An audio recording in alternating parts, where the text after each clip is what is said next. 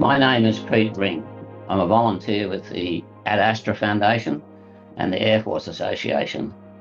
Today it's my pleasure to introduce Ian Fletcher and Twix. Ian was a dog handler in the Australian Air Force. His service came with a personal price when his black dog serviced over time. In August 24, Ian teamed up with Twix. Twix is a beautiful companion PTSD dog sponsored by the Air Force Association New South Wales and Ad Astra Foundation. Twix was trained by the Defence Community Dog Program. Okay, greetings, Ian and Twix. You've said your emotional health didn't collapse overnight. It was years in the making. When did you first realise something was changing? I guess we all have different sights and sounds and triggers. Over the many years, the problem with depression is that you don't realise, you don't know. So it was years and years and years of going down this rabbit hole without realising. But it was at a point where it was actually the 12th of January 24, where out of the blue, this is when my wife came in and said that she'd leave me. We've been together for over 40 years. That's something that I've been sort of thinking about and dealing with for a long time, and that was the catalyst that put me into Toronto Hospital. That's when I realised that everything had crashed and come together. You've spoken about ending up at Toronto Private Hospital, a moment you didn't recognise then as the beginning of your recovery. What shifted for you during that time? It was then being taken out of the normal community and being able to just concentrate on myself and starting to go through, it wasn't acceptance. Acceptance comes later. It was the realisation that, and I hate the word mental health. I prefer the word emotional health, but mental health, I never thought that I'd end up in that type of hospital. And when I realised that I was in a hospital, that's when I realised that things were bad. And I remember standing in the room, looking out the window, thinking to myself, I can do one or two things. I can lay down and give up, or I have something worth fighting for. So I decided to stand up and start fighting. I had a helicopter accident once, and I was lying on the ground in all the wreckage. And I believe I'm not a victim. I believe I stand up and fight all the time until you're lying on the ground with your foot off your leg. Mm. And then you start to go, don't forget the rule, you'll never be a victim. Get up and bloody fight. Get up and do something. It's funny, isn't it? You've got to keep reminding yourself of that. 100%. Yeah. 100%. You just said you prefer the term emotional health over mental health. Just think about that a little bit. I've actually done little experiments. I don't deliberately go out of my way, but I've been in a group of people where I've actually used the word mental health. And quite seriously, even with other veterans, it's like I can hear a steel door slamming. It's like a jail cell slamming. Yep. And the faces, the looks that you get is people immediately realise, oh, you're broken, you're defective, something wrong with you. No. And it's a really harsh feeling. So I don't know where I got the word from. I just started calling it emotional health. And I've used that word in the same group of people, and 9 out of 10 people don't even recognise it. It just covers over. It's a softer term. Yes. And I think that in the century that we're living in now, in the time that we're living, we're supposed to be inclusive. We're supposed to be non-judgmental. And I would rather people include me and not judge me. So by using the word emotional health, it's a lot softer and it's more accepting. Mm-hmm. We're doing a lot of training with youth, kids that were dysfunctional in many, many ways on our property. And that was the same issue that came up, was your emotions that we're addressing here, nothing else. That's right. Yeah. Yeah. It's good. I like that. You've spoken powerfully about the biggest lie we tell ourselves, saying we're fine when we're not. Why do you think so many people, especially veterans, hide their pain? That's an interesting statement. I actually got that from, I can't, they're not all my words. I can't give credit to the person who said those words, but they resonate with me because I think a couple of things. As humans, I was going to say as males, but as humans, and particularly veterans, where in the time that I joined the Air Force, it was 79, and it was the old school. They would tear you down and rebuild you to what they wanted.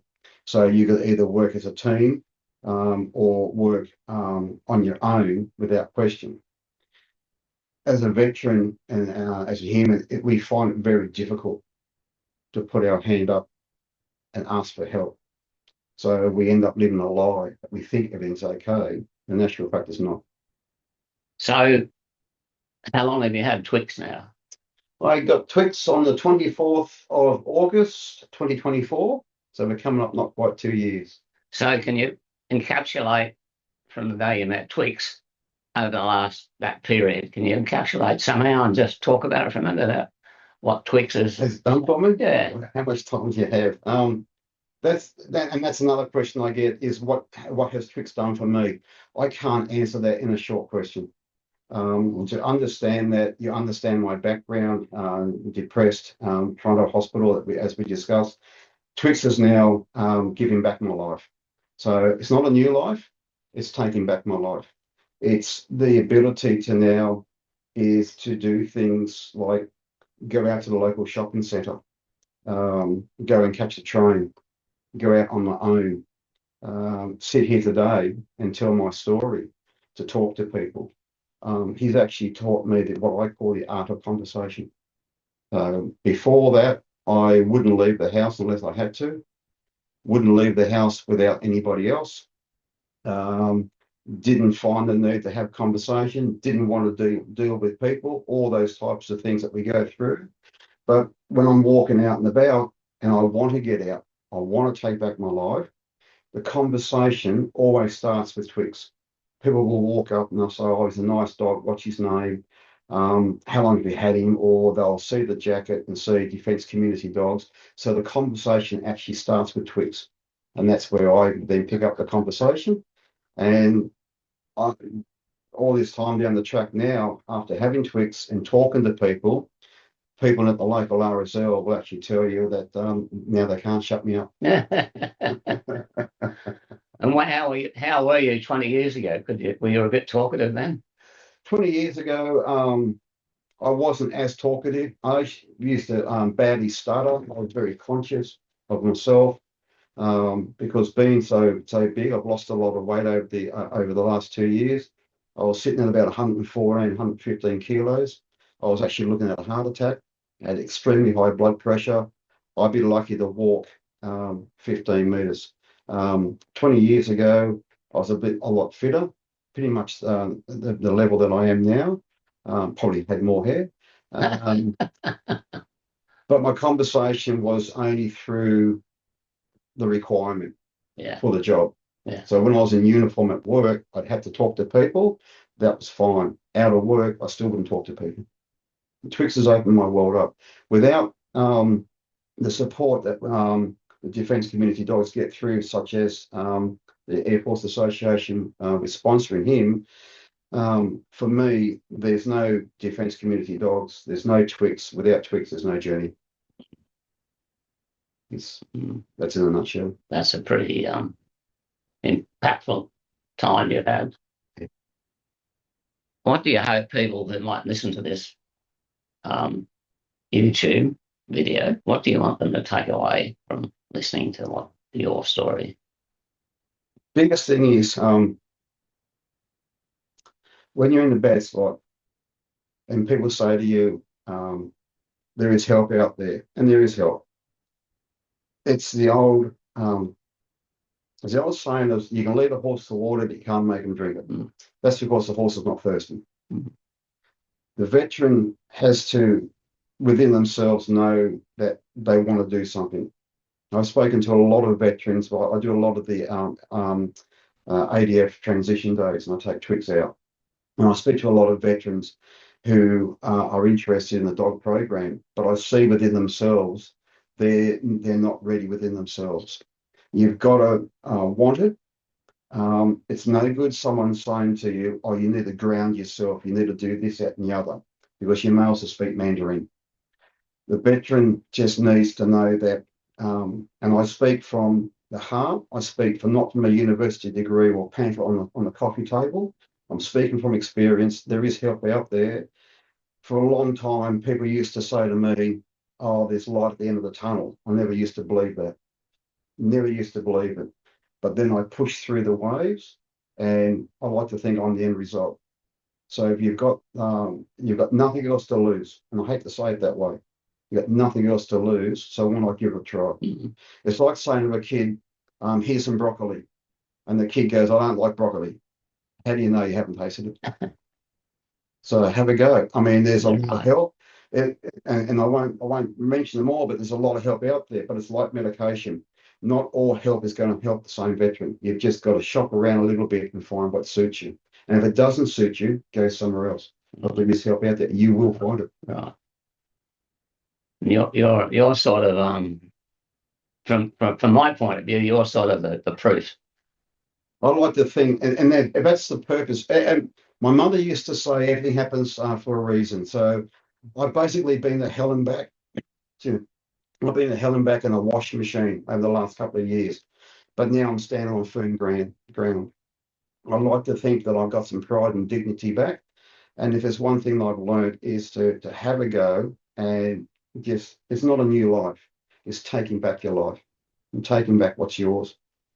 Well, considering what you've done in 2 years, what could you say anything about how people have helped you over the 2 years, and therefore they will get the message about how they might help other veterans they meet?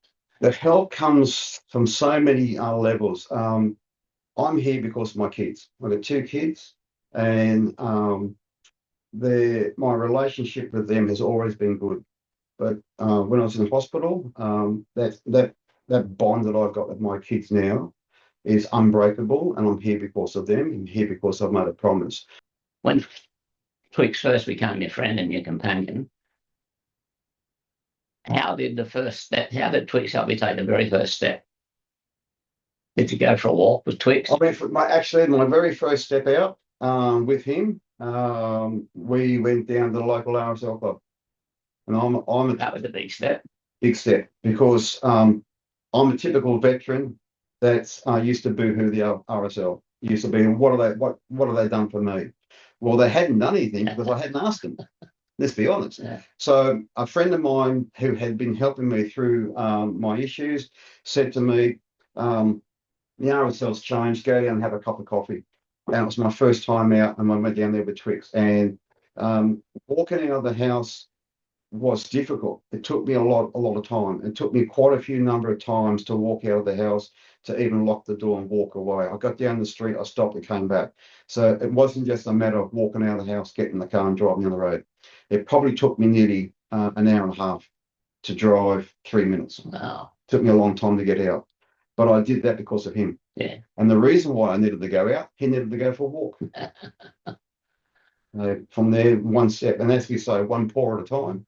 So one step at a time. And now I go to Sydney regularly. I catch the train to Sydney. I actually, on my days I'm not doing anything, because I only live about 10 minutes from the local station, I'll go for a walk. I hop on the train to go to Central. We literally have a sandwich, and I'll turn around and get the train, come home. 2 years ago, I wouldn't even afford doing it. Can Twix just visit you now? Twix.